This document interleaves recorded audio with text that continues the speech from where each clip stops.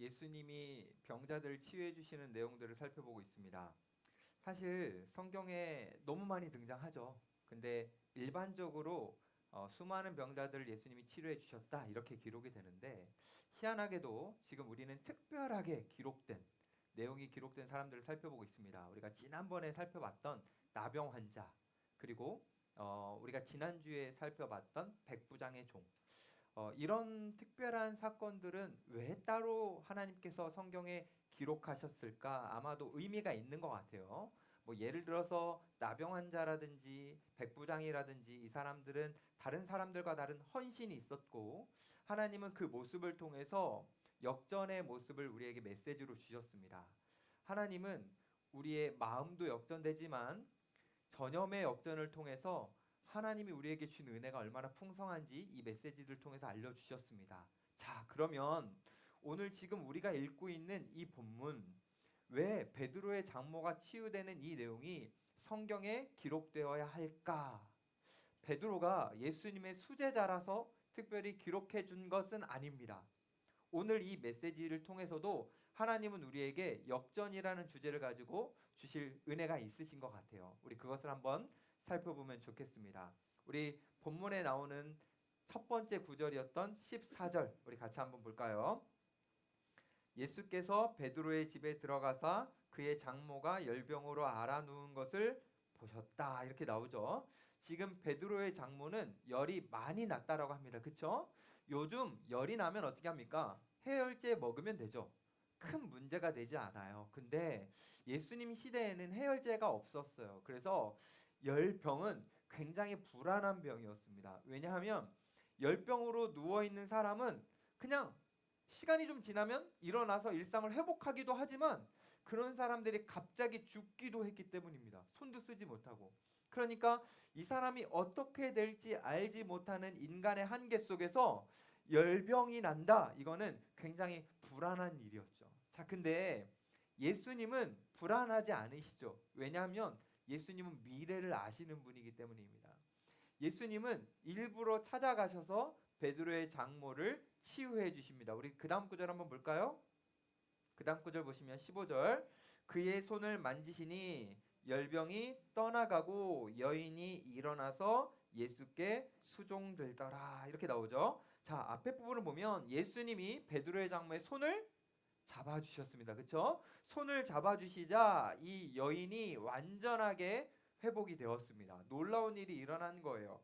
근데 여러분, 내가 이렇게 누워있다가 막 시름시름 앓고 있다가 예수님을 통해서 회복이 딱 되면 기쁘겠죠? 막 죽을 수도 있다는 불안감이 생겼는데 회복되면 기쁘겠죠? 그럼 어떻게 합니까? 일반적으로 사람들은 그 기쁨을 즐기죠. 야, 내가 이렇게 회복되었구나. 이게 일반적인데 이 여인은 이상해요. 기쁨을 즐기는 것도 잠시, 바로 예수님께 수종을 들었습니다. 예수님이 무엇이 필요하실까? 뭔가 배고프시진 않으실까? 하면서 예수님의 필요를 채워드리기 위해서 노력했다, 이렇게 나오는 거죠. 근데 이 여인이 낳자마자 예수님을 섬겼는데 이 섬김은 그날만 있었던 것이 아니라 이 여인의 이후의 삶에 계속 있었습니다. 이 여인은 예수님으로 만나 치료된 이후에 계속해서 예수님을 섬기는 삶을 살았죠. 이게 성경에는 안 나옵니다. 성경이 중요한 주제는 아니라서요. 근데 사람의 입에서 입으로 전해져 내려오는 전승에 의하면 이 베드로의 장모는 이 가버나움이라는 곳의 교회에서 섬겼고, 심지어는 예수님을 위해 계속해서 살다가 마지막에 순교까지 하게 됩니다. 그러니 이 여인은 낳은 이날만 예수님을 잠시 섬긴 것이 아니라 계속해서 예수님을 섬겼다. 치유받은 이후에 계속해서 예수님을 향해 헌신하며 살았다라는 거죠. 여러분, 이게 베드로의 장모의 치유가 성경에 기록된 이유입니다. 많은 사람들은 예수님께 치유를 받았지만 예수님을 섬겼다라는 표현이 없어요. 안 섬겼거든요. 근데 이 베드로의 장모는 예수님께 치유를 받았는데 이게 끝! 아, 나 이제 됐다! 이게 아니라 예수님을 섬기는 삶을 살았기 때문에, 그것 때문에 이렇게 성경에 기록이 된 것입니다. 생각해보면 이 베드로의 장모가 어떻게 살았고 어떻게 살았을까 한번 상상을 해보면 예수님의 치유를 받기 전에는 이렇게 살았을 것 같아요. 일반적으로 사람들은 다 자기를 위해서 살죠. 자기 자신을 위해 살다가 나중에 결혼해서 아이 낳으면 어떻게 되는 줄 아세요? 아이를 위해서 삽니다. 그냥 이게 일반적 순리예요. 근데 지금 베드로의 장모는 어떻게 됐습니까? 자기를 위해서 살다가 자기 딸이나 사위를 위해서 살다가 예수님을 만난 이후 갑자기 방향이 전환되어 예수님을 위해서 살았다라는 겁니다. 예수님의 치유를 받고 난 이후에 자신을 위해서 산 것이 아니라 예수님을 위해서 살았다. 이거는 엄청난 변화이고 이걸 다르게 말하면 놀라운 기적입니다. 왜냐하면 우리 인간은 죄로 기울어진 존재라 원래 자기중심적으로 살아가기 때문입니다. 그냥 일평생 자기 자신을 위해서 아니면 내가 소중하게 여기는 어떤 특정한 사람들을 위해서 살아가는 것이 그냥 인간의 기본적인 삶이기 때문입니다. 근데 이 여인은 어떻게 된 겁니까? 삶의 방향이 바뀐 거예요. 자기 자신에서 예수님으로. 이 놀라운 방향 전환, 이 기적, 이거는요, 그냥 내가 한번 의지를 가졌다 이렇게 되는 것이 아니라 이 여인처럼 예수님을 만나야지만 그분을 인격적으로 경험해야지만 예수님이 주시는 그 은혜를 누려야지만 이 변화가 일어나는 겁니다. 이거를 지금 이 본문 속에서 극명하게 보여주고 싶었던 것 같아요. 그래서 대조합니다. 뭘 대조하냐면 예수님을 만나기 전과 예수님을 만난 후. 그걸 잘 보시면 지금 이 여인이 아플 때 어떻게 하고 있다고 나왔죠? 알아? 누워있다. 여러분, 누워있다라는 거는 아무것도 할 수 없다. 무기력하다. 힘이 없다. 뭔가 계획도 없다. 자, 그런 존재가 예수님을 만나자마자 어떻게 됩니까? 움직이잖아요. 예수님을 섬기게 되는 거 아닙니까? 그러니까 예수님이라는 분을 만나게 되면 우리 인생에 엄청난 변화가 일어난다라는 거죠. 그런 분이 없었으면 좋겠지만 혹시 우리 청년들 중에 자기가 되게 무능한 것 같다라고 생각하는 분 있습니까? 아, 내가 뭔가 할 수 있는 게 별로 없는 것 같다. 이런 생각을 갖고 있더라도 예수님을 만나면 변화됩니다. 내가 뭔가 할 수 없을 것 같았는데 예수님을 만나는 순간 무엇이든지 할 수 있는 사람으로 변화됩니다. 왜냐하면 예수님에게는 그런 힘이 있기 때문이에요. 예수님을 만나면요, 그냥 아무것도 안 하고 싶고 기력도 없고 관심도 없고 이랬던 사람이 그냥 누워서 유튜브만 보면서 하고 싶은 것도 없고 모르겠다 이렇게 살아갔던 사람이 예수님을 딱 만나는 순간 활력이 막 생깁니다. 나 이렇게 살아야지. 나 이런 방향으로 가야겠다. 예수님을 만나는 순간 우리의 인생은요 완전히 달라집니다. 여러분 실제로 이런 일이 많이 일어났어요. 예수님의 제자들로 한번 생각해 볼까요? 예수님의 제자들이요 어땠습니까? 무기력했잖아요. 십자가에서 예수님이 죽으셨을 때 제자들은 두려워졌고 공포가 생겨서 움직이지 못하는 존재들 아니었습니까? 그래서 막 자기들끼리 모이더라도 사람들 눈에 띄지 않으려고 막 숨어 있고 꽁꽁 있고 그게 예수님의 제자들이었는데 부활하신 예수님을 만나자 어떻게 됩니까? 문을 열고 나옵니다. 막 세상으로 나가가지고요 예수님은 살아계시다라고 막 증거하기 시작합니다.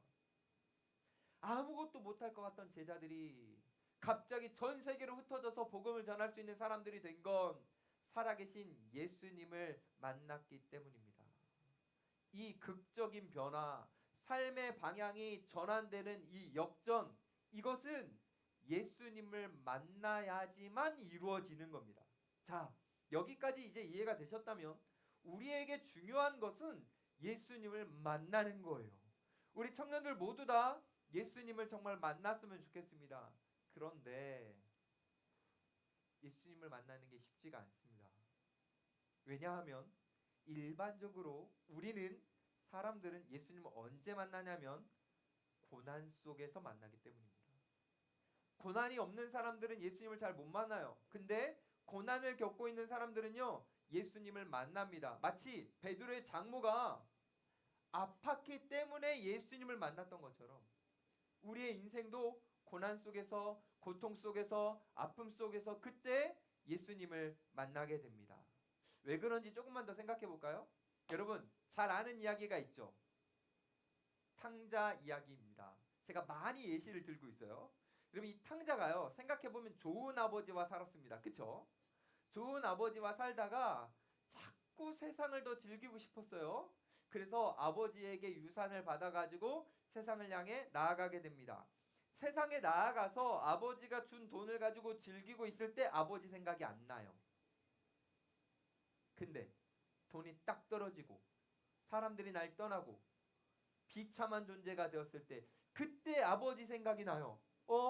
내가 아버지께 돌아가기만 한다면 우리 아버지는 나를 받아주고 사랑해 줄 텐데.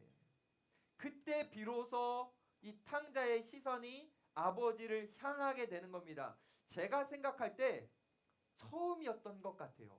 이 탕자가 아버지의 시선을 향한 게. 저는 이렇게 생각합니다. 탕자가 지금 집을 떠나기 전에 아버지와 함께 머물러 있을 때 그때 몸은 아버지 옆에 있었지만 마음과 시선은 세상을 향했다고 봅니다. 근데 세상에 가서 고난을 겪다 보니 그때 처음 비로소 아버지를 향해 시선이 바뀌게 되는 거죠. 마음이 아버지를 향해 가는 게 되는 겁니다. 그때 느끼게 되는 거죠. 아버지가 얼마나 좋은 분인지. 여러분 그거 아세요? 우리가요 삶을 살아가다가 전성기를 이렇게 있을 때, 여러분 전성기죠 지금? 전성기를 보내고 있을 때 그때 우리 주변에 막 사람들이 옵니다. 같이 하고 싶고 내가 누리고 있는 걸 같이 누리고 싶고 사람들이 막 몰려와요. 근데요 우리의 전성기가 끝나고 우리가 세상 속에서 사람들과 관계 속에서 쓸모가 없어지면 진짜 희한하게 사람들 다 떠납니다. 우리 주변에 아무도 남지 않은 걸 보게 돼요. 그때 우리는 딱 발견하는 거예요. 나 혼자구나. 인생은 그냥 혼자 사는 거구나. 이거를 느끼게 되는 거예요. 근데요. 내가 인생은 진짜 혼자구나. 나 혼자구나. 라는 것을 보게 될 때 무엇도 하나 보게 되는 줄 아세요? 이것도 보게 됩니다. 다 나를 떠났는데 나를 떠나지 않고 내 옆에 머물고 계시는 예수님을 보게 됩니다. 그때요. 희한하죠? 예수님은요, 한 번도 우리를 떠나신 적이 없어요. 우리에게 사람들이 많을 때도 옆에 계셨고요. 지금도 계세요. 근데 안 보였어요. 느껴지지 않았어요. 근데요, 사람들이 내 곁을 떠나고 고난 가운데 비참해져 있을 때 우리를 외면하지 않으시는 그 주님이 그때 비로소 보이기 시작하는 거예요. 여러분, 우리가 고통 속에서 예수님을 만나게 되는 이유가 바로 이겁니다. 우리는 그때 눈을 돌리기 때문이에요. 우리가 돈으로 세상을 즐기고 있을 때, 우리가 세상 속에서 마음껏 잘 나갈 때, 그때는 예수님이 느껴지지 않아요. 근데요, 심령이 가난해질 때, 내 마음이 무너져서 축축 처질 때, 그때 아무도 내 옆에는 없는데 내 옆에 와서 여전히 내가 너를 사랑한다 라고 말씀하시는 그 주님이 막 느껴지는 거예요. 특별히 내가 몸이 아플 때, 내가 죄가 너무 드러나서 내가 너무 더러운 존재라고 느껴질 때, 그때 예수님이 우리 곁에서 베드로의 장모에게 손을 잡아주셨던 것처럼 우리의 손을 이렇게 잡아주시는 거죠. 그 순간 감격하고 그 순간 진짜 누리게 되는 겁니다. 예수님이었구나. 그때 우리의 삶의 방향이 바뀝니다. 나를 위해서 살았던 삶에서 내가 그냥 소중하게 여기는 그것을 위한 삶에서 예수님을 위한 삶으로 이 방향의 전환, 역전이 예수님을 만날 때 이루어지는 겁니다. 하나님은 우리에게 이 역전을 원하셨어요. 이 방향의 전환이. 그러니까 무슨 말이냐면 예수님이 이 땅에 오셔서 많은 병자들 치유하셨잖아요. 좋아요. 그것도 필요하죠. 병에 걸렸다면 예수님을 통해서 몸이 치유가 되고 그 문제들이 해결되는 거 좋아요. 근데요, 이건요, 작은 기적이에요.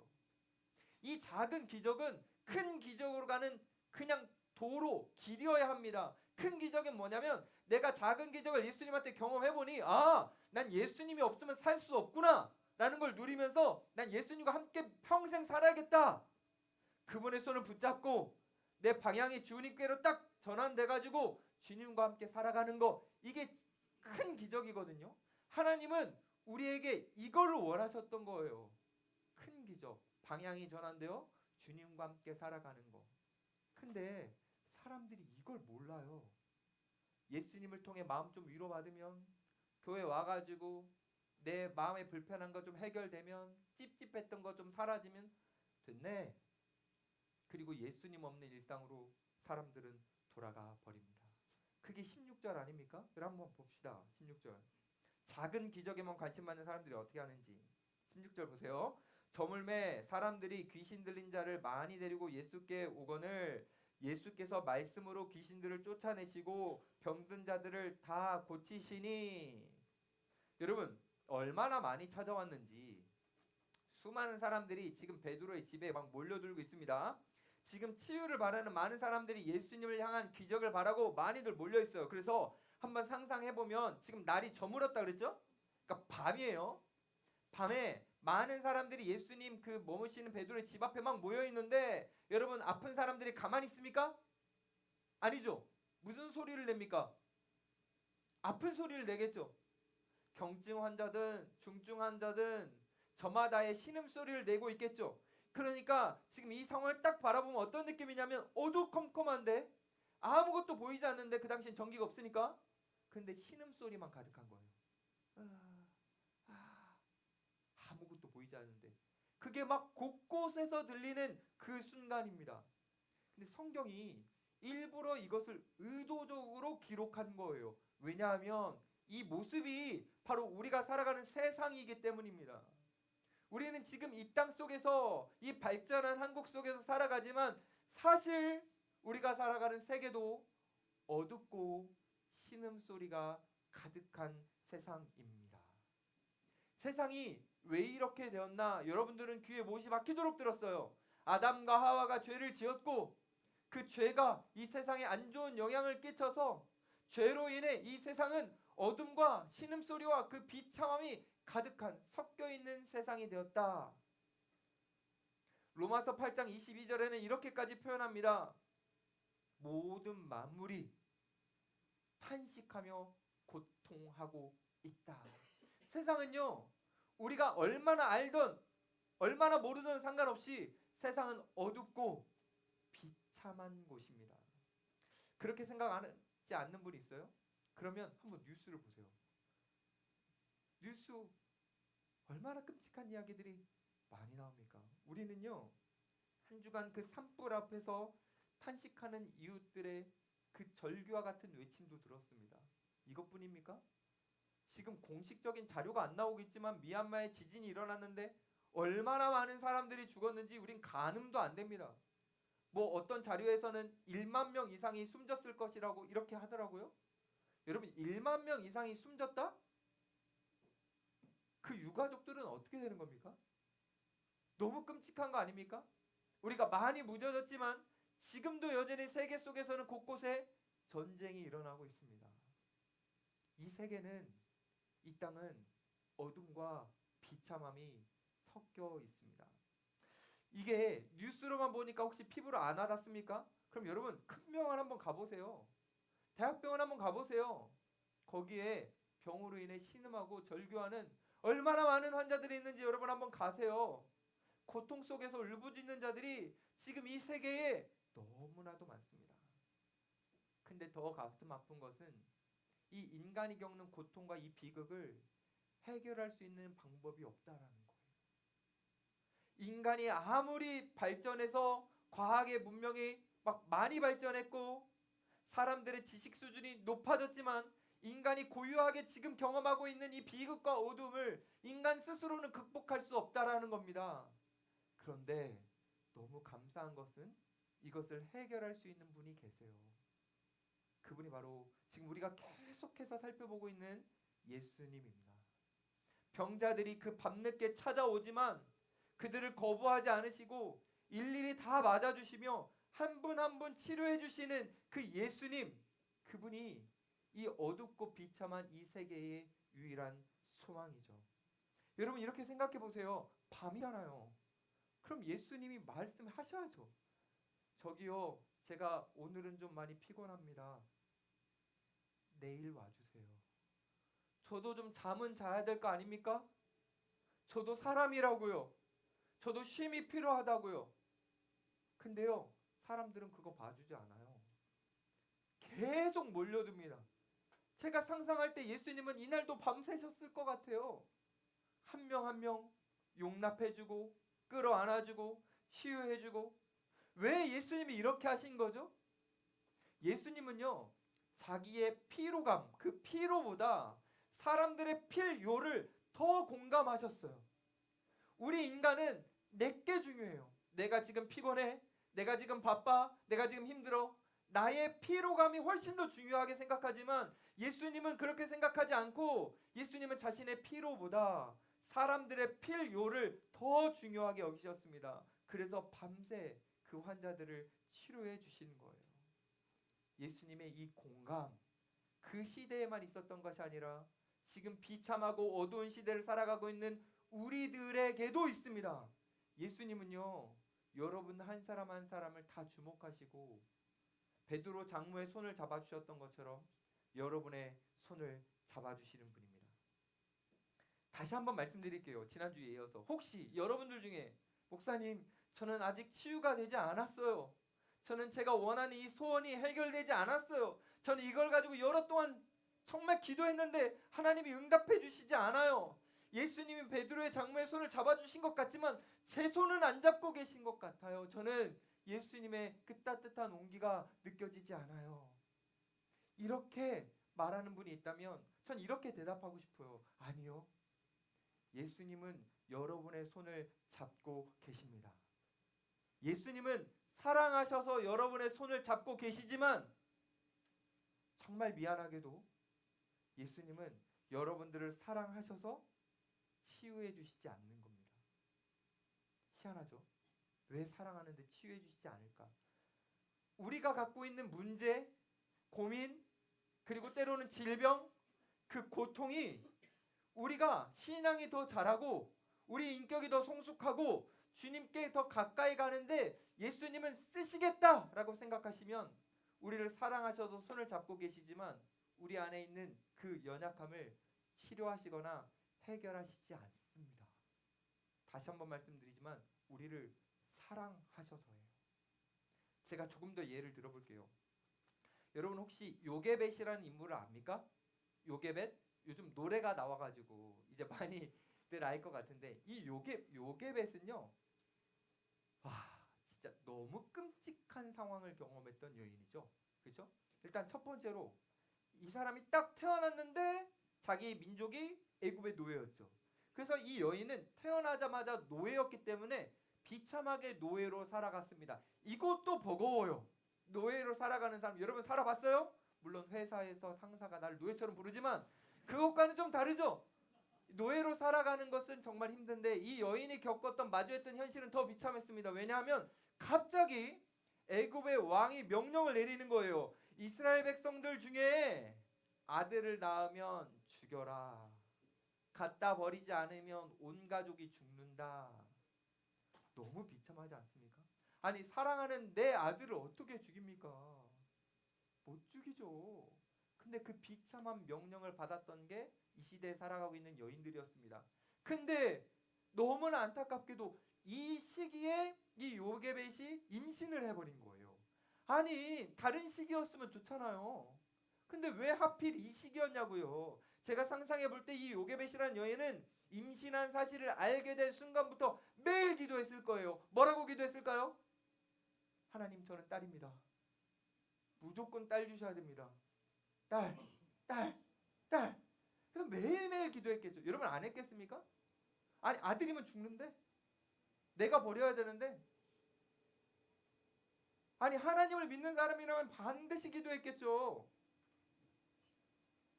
하나님 딸을 주십시오. 제발 하나님 딸을 주십시오. 매일매일 기도했겠죠. 슬픈 건 초음파 검사가 없어요. 나와봐야 돼.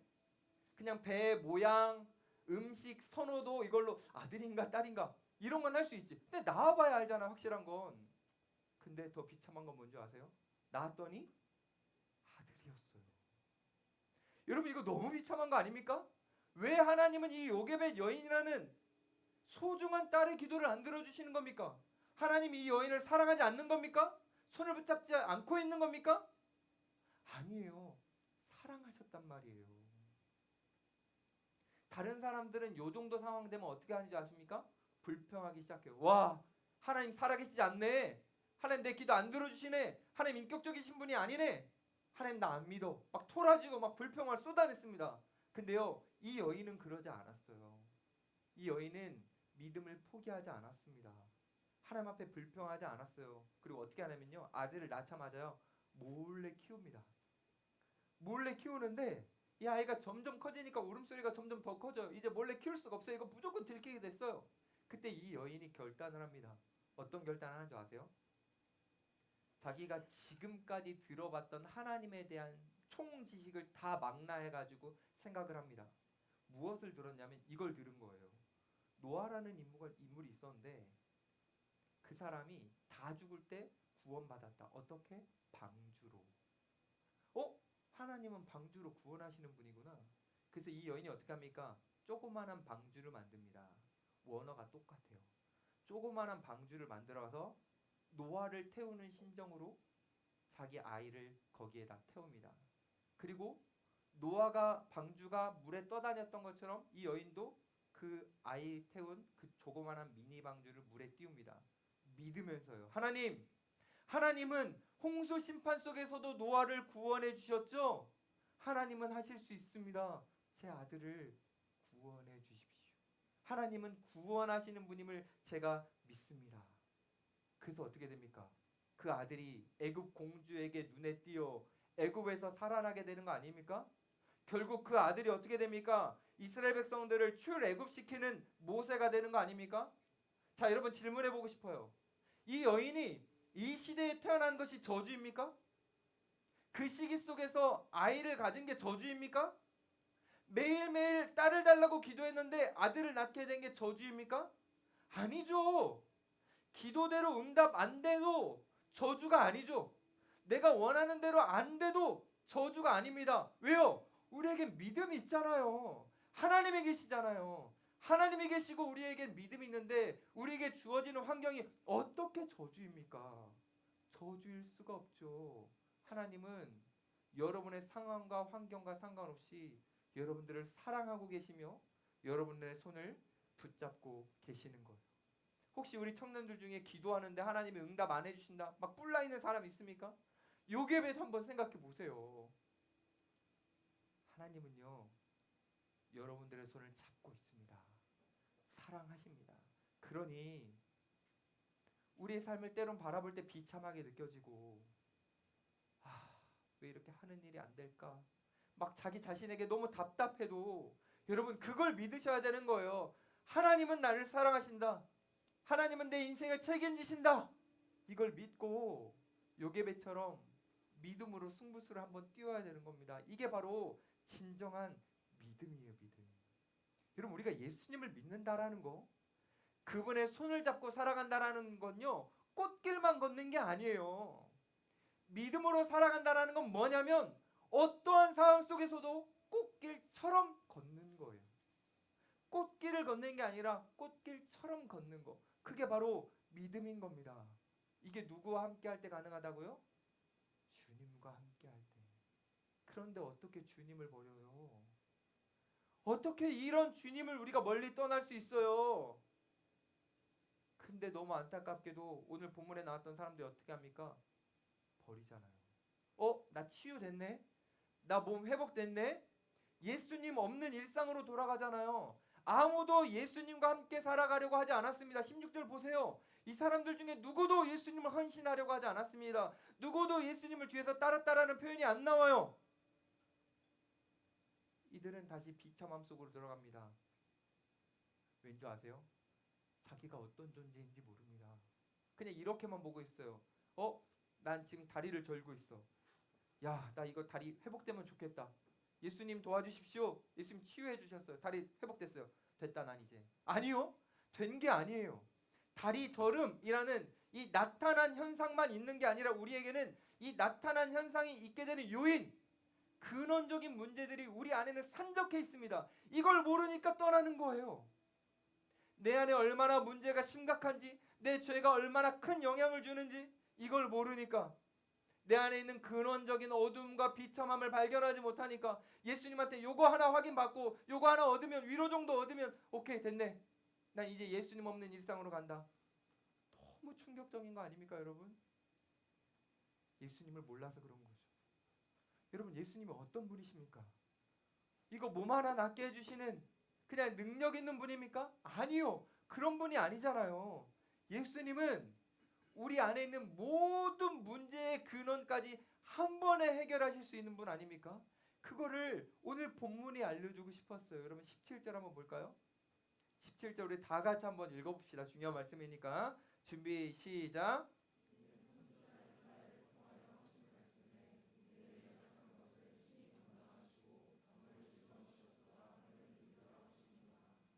잘 보세요. 예수님은 우리의 병을 치료하시는 분이라고 안 했죠. 짊어지시는 분이라고 했죠. 중요한 의미가 있어요.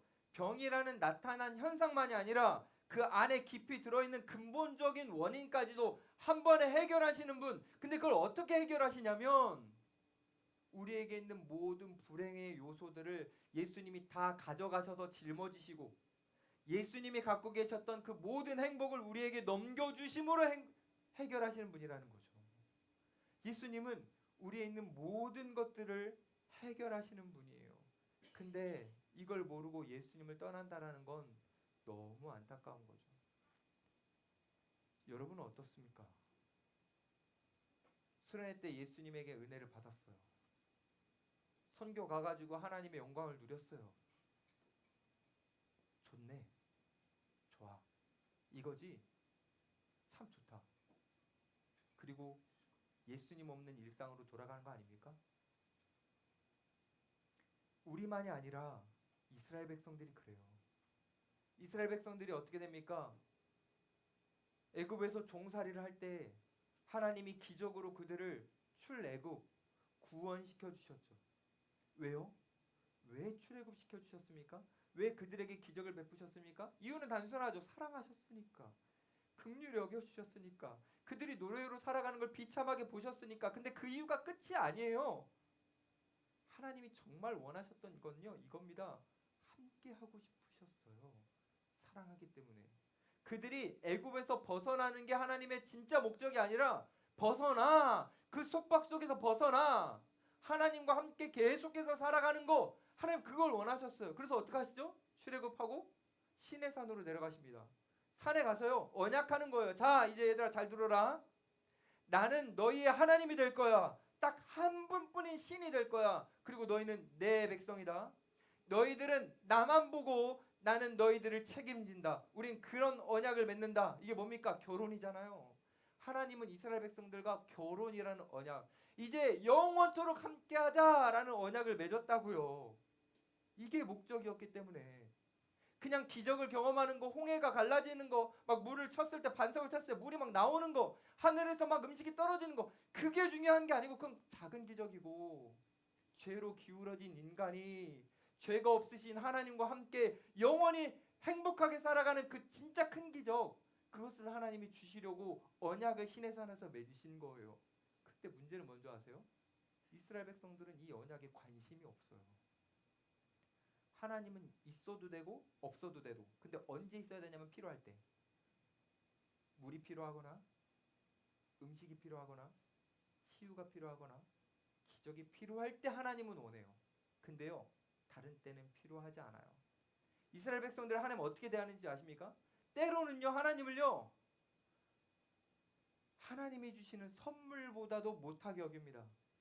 배고플 때 이스라엘 백성들은요 하나님을 만나보다 못하게 여겼고요. 목마를 때 이스라엘 백성들은요 하나님을요 물보다 못하게 여깁니다. 하나님은 이스라엘 백성들과 사랑하고 계속 함께하고 싶으셔서 요청하시는데 이스라엘 백성들은 사랑하고 싶지 않은 거예요. 그냥 예수님이 필요한 거죠. 내가 원할 때만 내 옆에 있어주세요. 내가 원할 때 당신을 찾을게요. 무슨 핑계 대는지 아세요? 하나님 바빠요. 하나님이 주신 그 계명은 버거워요. 하나님의 사랑 저 부담돼요. 그렇게까지는 못하겠어요. 막 핑계대면서 하나님 없는 일상을 살고 싶어 하는 게 바로 이스라엘 백성들입니다. 근데 여러분, 우리는요? 우리는 안 그렇습니까? 우리는 정말 괜찮나요? 하나님이 이스라엘 백성들을 보시면서 막 가슴 아파하십니다. 가슴을 치세요. 하나님 없는 일상을 살아가고 있는 이스라엘 백성들을 보시면서 눈물을 흘리십니다. 그 하나님의 눈물이 예레미야서에 등장하는 거 아닙니까? 하나님이 막 이스라엘 백성들 보시면서 아파하시면서 눈물을 흘리고 있을 때 딱 한 사람이 나타나서 하나님의 눈물을 닦습니다. 그게 바로 모세입니다. 그 아까 요게벳의 아들이요. 모세는요 달라요. 이스라엘 백성들은 기적을 경험한 이후 각자의 삶으로 돌아갔지만 모세는 그러지 않았어요. 하나님이 주셨던 그 기적 이후로 바로 하나님과 동행하는 삶을 살았습니다. 마치 베드로의 장모가 치유받은 이후에 예수님을 섬기는 삶을 살았던 것처럼 모세도 하나님을 위해 살았습니다. 그게 하나님의 눈물을 닦는 거였죠. 사랑하는 여러분, 여러분들은 지금 하나님의 눈물을 흘리게 하고 있습니까? 아니면 하나님을 미소 짓게 하고 있습니까? 만약 우리가 하나님을 위해 살지 않는다면, 하나님을 향해 방향이 전환되지 않는다면, 여전히 하나님 없는 일상을 살아내려고 고집하고 있다면 우리의 인생은 마지막에 허무함을 느끼게 될 겁니다. 내가 잘못 살았구나. 이렇게 살지 말았어야 되는데.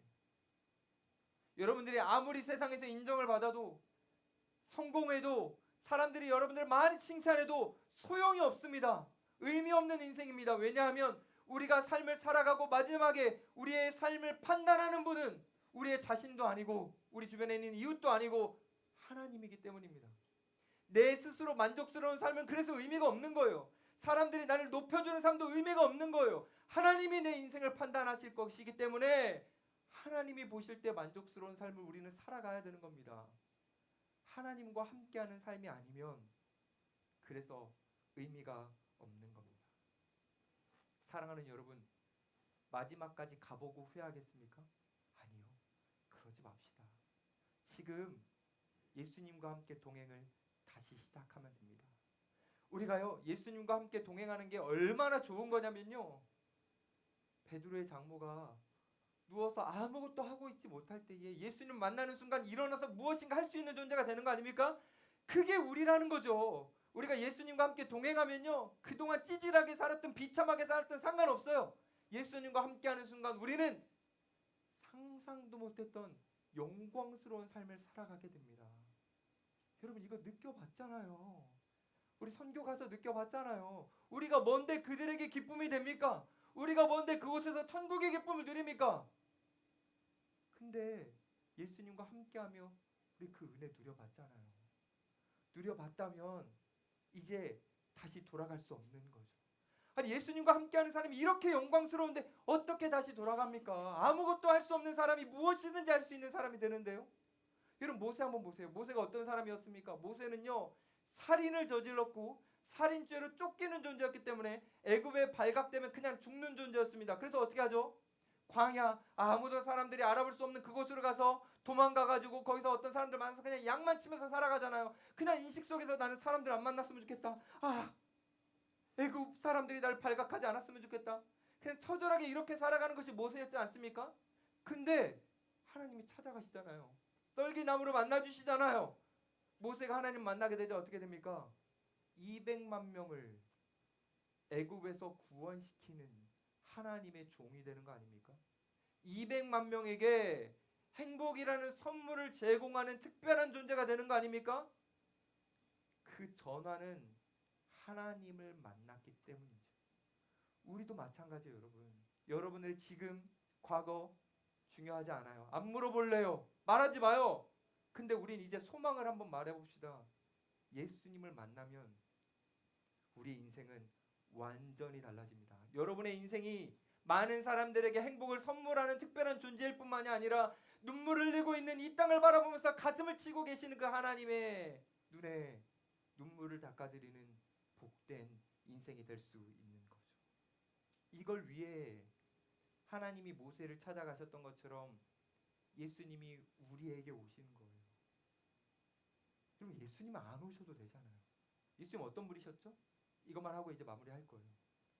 예수님은 원래 창조하시기 전에 어떤 존재였냐면 성부, 성자, 성령이 이 만물이 존재하기 전부터 서로 사랑하셨고 하나이셨던 분입니다. 그래서 서로에게 관심이 많으신 그 사랑으로 방향이 서로 하나님을 향해 있었다는 말이죠. 무슨 말이냐면 성자 예수님은 방향이 사랑이셨기 때문에 성부 하나님을 향하셨었어요. 근데 방향을 바꾸십니다. 우리 인간을 향해서. 그래서 높고 높은 그 하늘의 보좌를 버리고 낮고 낮은 이 땅으로 내려오십니다. 조금만 내려오셔도 될 것 같은데, 적당히 내려오셔도 될 것 같은데, 그 한없는 사랑을 가지고 끊임없이 내려오셔서 낮고 낮은 우리의 옆에까지 오셨습니다. 오늘 본문 속에서 살펴봤던 것처럼 예수님은 한 사람 한 사람 다 고쳐주시죠. 여러분, 이거 단순히 노동처럼 에너지 쓰는 거 아니에요. 왜냐하면 성경은 이렇게 말해요. 예수님이 그 병들을 짊어지셨다고요. 예수님은요, 그들의 애환과 고통과 눈물을요 다 끌어안으신 거예요. 다 끌어안으신 거예요. 그 고통을 예수님이 겪으신 거죠. 왜요? 우리 사랑하셔서 우리를 섬기시기 위해 오셨기 때문이에요. 영광스러운 그분이 우리를 섬기시겠대요. 하늘의 보좌를 막 운영하시는 그분이 우리를 섬기시겠대요. 우리의 고통과 문제를 다 해결하시겠대요. 우리 마음 밑바닥에 있는 우리가 알지 못하는 문제까지 다 해결하시겠대요. 그냥 끝까지 우리를 섬기시겠대요. 사랑하는 여러분, 이런 주님이 있는데 어떻게 우리가 예수님을 못 섬긴다고 합니까? 왜 섬김이 부담된다고 말할 수 있겠습니까? 우린 그렇게 말할 수 없는 거죠. 주님이 우리를 섬기셨다면 우리는 마땅히 주님을 섬기는 겁니다. 그 섬김 속에 모세의 변화처럼 우리의 신앙이 아름답게 자라가고 우리의 인생이 영광스러워지는 변화가 있기 때문에 섬김은 어쩔 수 없는 강요당하는 헌신이 아니라 자발적으로 기쁨으로 감격으로 하는 헌신이 되는 겁니다. 사랑하는 여러분, 우리 인생의 방향을 이제 우리 중심으로 살아가지 맙시다. 나 그냥 조금 더 먹으려고, 조금 더 잘 누리려고, 조금 더 잘 즐기려고, 그게 아니라 우리를 위해서 헌신하시고 섬겨주셨던 이제 그 주님을 바라보며 주님을 섬기는 삶을 살아갔으면 좋겠습니다. 그러면 우리의 모든 인생이 방향이 역전되는 가장 큰 기적, 세상이 감당하지 못하는 무엇이든지 할 수 있는 그 인생, 우리가 그것들을 누려가게 될 겁니다. 우리 모든 청년들, 모세처럼 인생이 하나님 앞에 아름답게 쓰여지고 주님이 여러분들의 인생 한 인생을 바라보시면서 미소 지으실 수 있는 축복의 인생이 되기를 간절히 축복합니다.